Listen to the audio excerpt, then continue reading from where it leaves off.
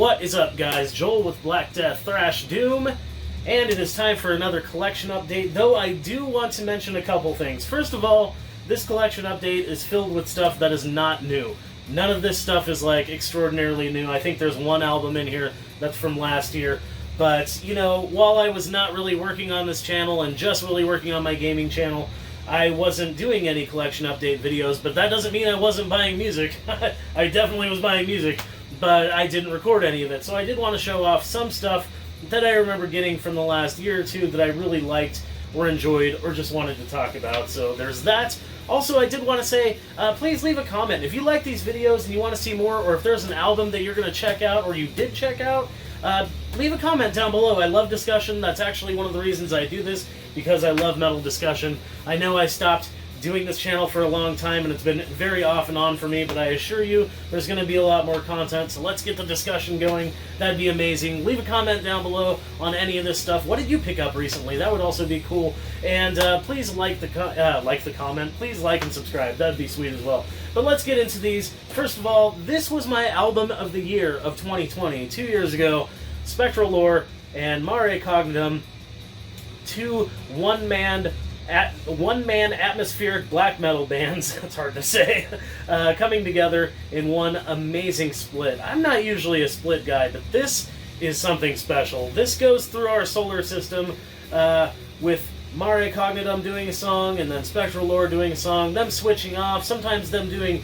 you know, two each, and it's crazy, but at the end they come together and do two songs together, which is Pluto, and it's like On the Way to Pluto and then Actual Pluto, but it goes from the sun all the way to the outer reaches of our solar system, not counting the sun, but all the planets. So Mercury, Mars, Earth, Venus, Jupiter, Saturn, Neptune, Uranus, and then you get the Pluto, the Gatekeeper Part 1, Exodus through the Frozen Waters, and then Pluto, the Gatekeeper Part 2, the Astral Bridge. Again, those last two songs are a collaboration between both Spectral Lore and Mare Cognum. This album is amazing.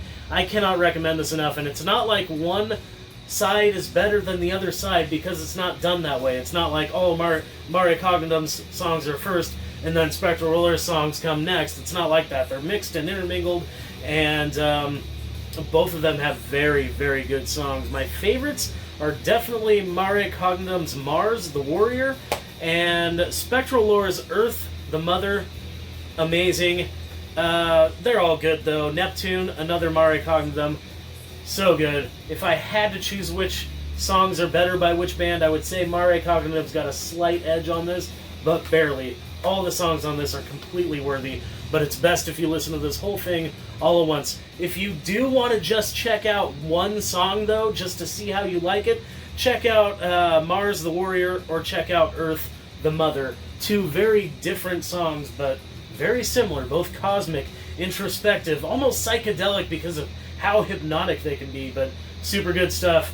I cannot recommend that enough. And then, speaking of Mare Cognum, one-man band from Portland. Again, this is his five-song full-length album. This is his last album, 2021, and Solar Paroxysm.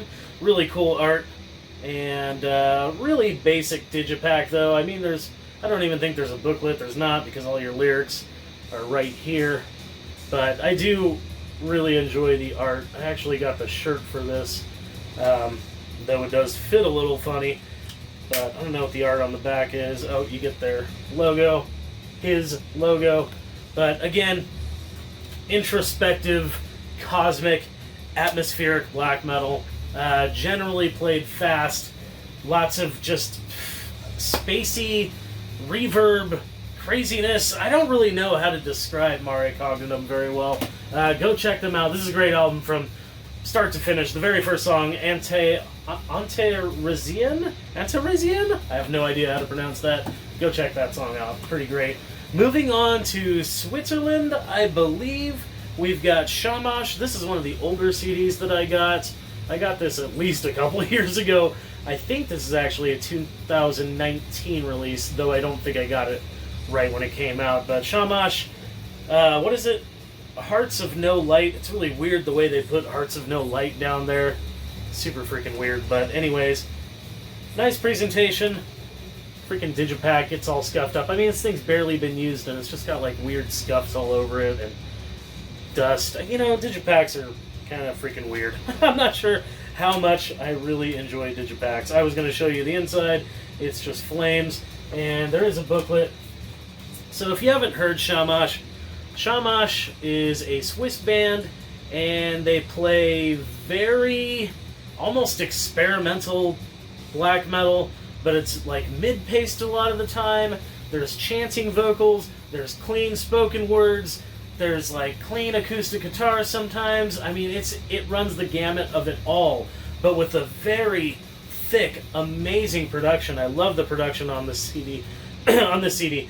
But caught my voice there for a minute. On the CD, yeah, but nothing special in the booklet. But really good stuff. Instrument-wise, it is just twin guitar melodies. Sometimes really meandering, amazing single-picked passages, but with like thick rhythm guitars in the back and heavy thudding drums. Always a forward momentum, if you know what I mean by that. But it just seems like they're always like on their way to do something even greater. And this whole album is damn good, but it really is just like almost avant-garde, but I wouldn't say it's an avant-garde black metal album. It's pretty much just black metal, but it's pretty crazy stuff. Raise Like Razors is really freaking good. Ego Sum Omega, it's kind of weird with the flames. It's kind of hard to read the titles back there because it's red ink on flames, but I Burn Within You is really good. A Paradigm of Beauty is super freaking weird. It's almost like a goth rock song with the clean vocals in the middle to the end. It's an odd song. Almost reminds me of Tiamat, but pretty good stuff. For the most part, just straight up black metal that's got a lot going for it. A lot of just pounding drums. Rhythmically, it's just always going, making you salivate for the next track. It's just amazing. It's a really good album. I cannot recommend Shamash enough. Hearts of No Light, 2019, I believe. This is an older CD. The Ruins of Beverast is a band that I fucking love. I fucking love them. But I never really got the first two CDs. I owned Unlock the Shrine and ended up actually trading it because I don't know, I didn't really get it. And this is the dude that came from Nagelfar from Germany, which is one of my favorite black metal bands of all time. Like, literally, it's like top 3 favorite black metal bands of all time.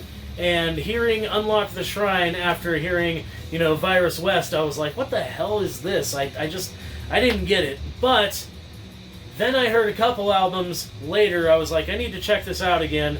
And I believe it was this one that I heard. And this is Phallus Semen of a Sheltered Elite. Holy shit, this album is grim and dark and fucking heavy and just, holy shit, oppressive. The introduction to the first song, just the clean vocals, the chanting, overpowering production. This is fucking amazing stuff. It's like Black Doom in the best way possible. I cannot imagine a band ever sounding like this. These guys, at this point, really got their own sound, and I've never really heard anything like it. Have I heard bands that are similar in some ways? I guess, maybe. Nothing comes to mind immediately. I'm sure if I thought about it, I could think of something that's, a little bit like this, but the Ruins of Beverast is absolutely an entity of its own, and just crushing Black Doom. And going on with that, I finally decided to pick up my favorite album. This is the one that absolutely solidified me as a true Ruins of Beverast fan, and that's Blood Vaults, the Blazing Gospel of Heinrich Kramer. Yeah. So this, first of all, right down to the cover art, holy shit. I mean, I knew as soon as I saw this cover art that I was going to be in for something that I liked. And, yeah, it's deep, dark, oppressive, creepy, terrifying. I mean, I wouldn't listen to this if you were on hallucinogens. Maybe if you were already familiar with it, but this is a fucking scary album. The first 2 songs are just like, I mean, every song on here is absolutely fucking crushing and dark, but the first 2, just the way it opens up from the first song into the second song is soul-crushing, soul-devouring. It will take you to a pit of hell that you had no idea existed. This is the most recommended thing on here, except for maybe the split with Mario Cognum and Spectral Lord. It does not get any better than this. This is a near-perfect album. So if you have not heard this, my god.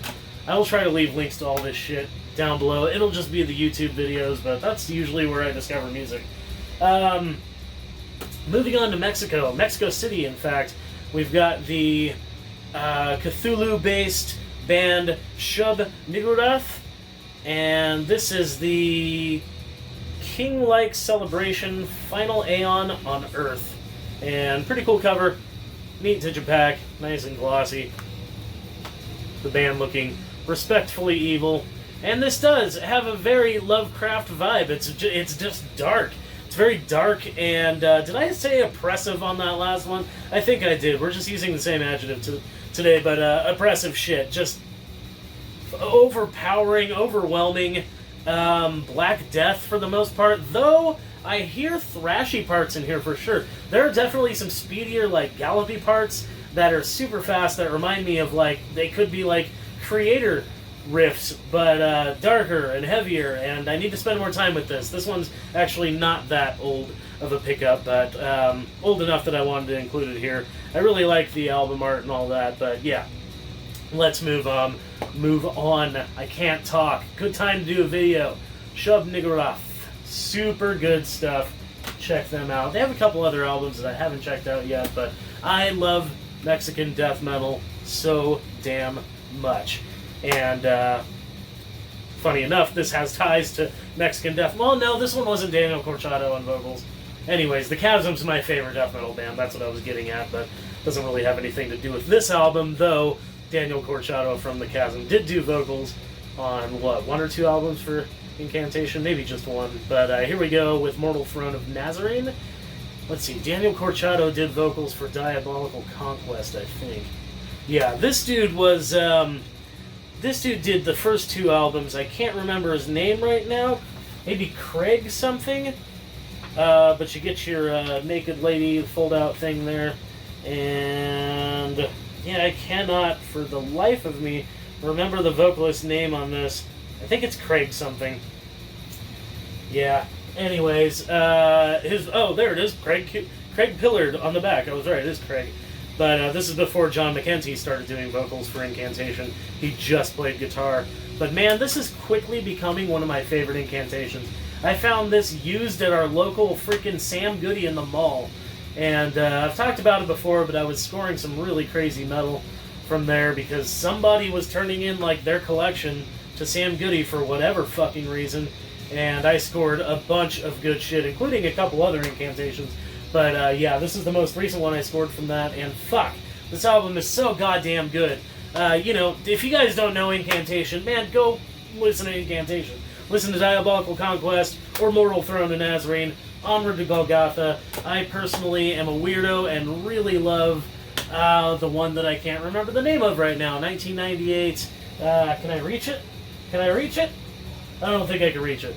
I can't remember the name. I'll put it here. But yeah, oh, the Infernal Storm. Ha, remembered. I really like the Infernal Storm. That's a good place to listen as well. But Incantation, death metal, dark as fuck, on the doomier side when they get into their doomy breakdowns.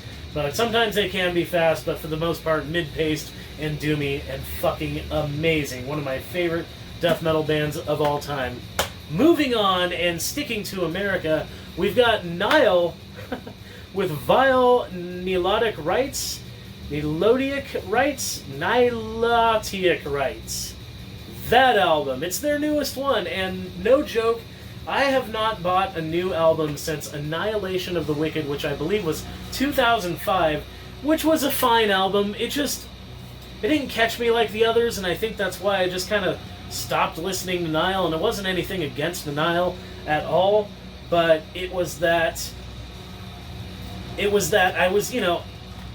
listen to so much black metal, so, you know, I only get into my death metal and thrash metal moods so often, and doom metal moods and stuff like that, or even non-metal moods. I usually listen to black metal. I listen to black metal like 90, maybe like 85% of the time. Nice little booklet. I mean, nothing to scream at, but yeah. This album's really fucking good. I haven't spent a ton of time with it. This, again, is also one that's not terribly long ago pickup. I don't remember when I picked this up. Maybe like a year ago. It was on sale at Sam Goody, actually. It was like $10, and I was like, fuck it, I'll bite. It's been a long time since I really picked up a Nile album and listened to it. I've heard songs through the last few years, and I've certainly seen videos, and I've seen some live footage, and yeah, I mean, Nile's great no matter what. But it had been a while since I picked up an album, and this fucking crushes. This kills, man. This is absolutely killer shit. The first fucking song is amazing. The second song is actually really amazing. The Oxford Handbook of Savage Genocidal Warfare. Fucking A, this song is like pure savagery. Just violent aggression and amazing riffs, piled onto amazing riffs, piled onto amazing riffs. This is a really violent and fucking whirlwind of technicality and brutality album. It's just got it all, and yeah, I'm back to listening to Nile again because this is a fucking winner for sure. Now this one, I don't know how I feel about this. This was also a Sam Goody pickup, and unfortunately, it's got a little fuck up on my digipack here. But Dying Fetus, Grotesque Impalement, this came from Sam Goody as well, and it was one of those things where it was like, buy 2 used CDs, get a third one for $1 or something like that, and this was my other pickup. It was like my dollar pickup. I thought this was a full-length album, but it's not. This is not at all. It's got a Baphomet cover, Streaks of Blood, I believe. I'm not familiar with them, so I was like, alright, I'll check it out. Fucking amazing song, so now I want to be familiar with those guys, but haven't checked them out really much yet. But, you know, Grotesque Impalement, the song, really good. Tearing Inside the Womb, that's an original track too. But then there's like another, I think there's another cover on here. And then you get to Hail Mighty North, Forest Trolls of Satan, Anno Clitoris 666 Opus 2. And I was like, what the fuck is this? I have no words. And then you get to the last song, Dumpster Love, and it's the same reaction. Dumpster Love. I have... The lyrics are fucking... you know what? I have no words. Go listen to it and just be like, what the fuck was Dying Fetus thinking? I don't know if this is like the tongue-in-cheek thing that they do all the time. I don't have a lot of Dying Fetus material. In fact, I think this is the only CD I own by these guys. But I've certainly heard my fair share of Dying Fetus, borrowed CDs. I think I used to actually have a couple CDs and I traded them. But I don't know if they do this tongue-in-cheek thing like all the time or what. Not that I've ever heard, but fucking Dumpster Love and Hail Mighty North, Forest Trolls of Satan, Anno Clitoris 666 Opus 2. I have no words. I don't even know what to say. Strapping Young Lad, live in Australia, No Sleep Till Bedtime. I remember always thinking this is such a fucking weird name for an album. But this is a weird band. If you don't know Strapping Young Lad, I mean, you've probably been hiding under a rock. But maybe you haven't heard them, and they're just this weird conglomeration of, like, thrash and industrial and death metal. The only band that this actually sounds like, and I went on the Metal Archives to see if other people thought what I thought, and oh yeah, overwhelmingly, this sounds like Fear Factory after, like, Obsolete, or, I don't know, it's very Fear Factory. It doesn't sound like Fear Factory, but it's that same fucking thing. It's that weird, like, death, thrash, industrial, and it's like, oh, it's the sister band to Fear Factory, I guess, but with crazy fucking vocals. Devin Townsend's vocals are absolutely nuts. This is really good stuff. There's some weird overdubbing in this. There's a couple exclusive tracks on here that are not live.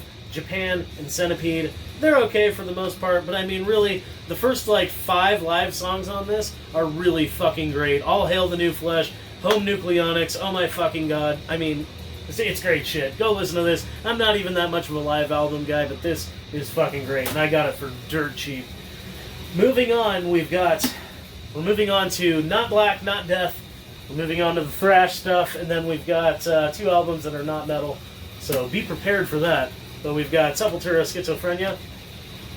This was another purchase at Sam Goody, where this dude, I guess, kept turning in. That's what the employees were telling me. This dude just kept on turning in parts of his metal collection, and getting cash. And I got lucky and got a bunch of albums for fucking really good used prices. And many times it was that buy two get one for $1 thing. So Sepultura, Schizophrenia. This is the album I was least familiar with, actually, as far as their older shit. And it's really fucking good. I had this on tape as a teenager, and for some reason I just ignored it compared to, like, Beneath the Remains and Arise, and even Morbid Visions, because, I don't know, maybe because of the production on this. Production on this is pretty... It's production from Brazil, and this is like, what, 86? Fucking, I'm pretty sure this is 86. But this says 87, but I swore this was 86. But this is a reprint, and it's like a reprint of a reprint. And I know that the original CD, or the original version of this album, didn't even have Troops of Doom. Yet on this one, Troops of Doom is there and not listed as a bonus track, even though there's other bonus tracks listed, the last 3. So that's kind of interesting. So it's like they originally had 9 songs, then 10 became the norm. But if you don't know, Troops of Doom was on Morbid Visions as well, so it's kind of a weird bonus track on this, but it's since then been added as like a real track on this. I don't know. But this is a great fucking album. Been listening to this all out lately, and To the Wall. Inquisition Symphony, really cool freaking instrumental. Rest in Pain, amazing. Troops of Doom, fucking amazing shit. Just good, great fucking thrash. A little underproduced, but the riffs are all there. This is the era where the riffs in Sepultura started really like developing, and they started really just becoming a riff machine, much like on their next album, Beneath the Remains, which for some reason I've never owned on CD. I used to own this on tape, and then I just never got it.